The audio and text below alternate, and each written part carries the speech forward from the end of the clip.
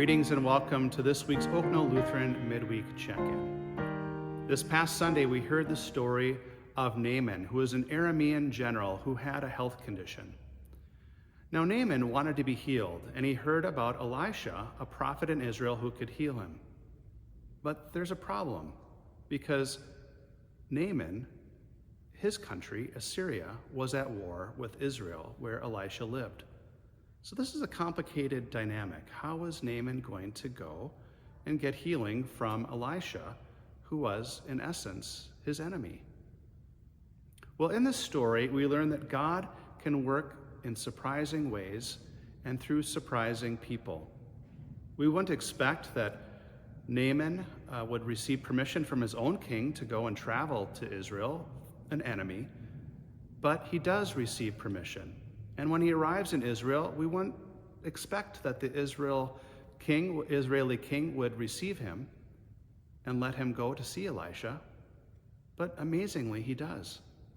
God is somehow working behind the scenes in this situation through this complicated dynamic.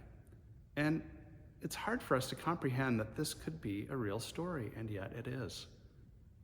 We also find out in this story that God works through surprising people, like Naaman's household slave girl, who tells him initially about Elisha's power to heal. We also learn that God works through an introverted and diplomatically challenged prophet named Elisha. And we also learn that God works in ways that would be surprising for us. When Naaman does receive permission to meet with Elisha, Elisha will not come out of his house. Instead, Elisha tells Naaman to go and wash himself in the Jordan River 7 times. Elisha is very disappointed to not be received by Elisha and to be seen by him, but he decides, after some prodding from one of his servants, to go down to the Jordan to wash, and then he is healed. And as a result, he is filled with joy and faith at what this God of Israel has done for him. Well, in this story, God works through surprising people in ways we would not expect or anticipate, and in ways that might even offend us, because sometimes we don't want to think that God can work through our enemy, for example. Well, I invite you to reflect on this story of Naaman in 2 Kings chapter 5. If you haven't heard it or read it, go and do so.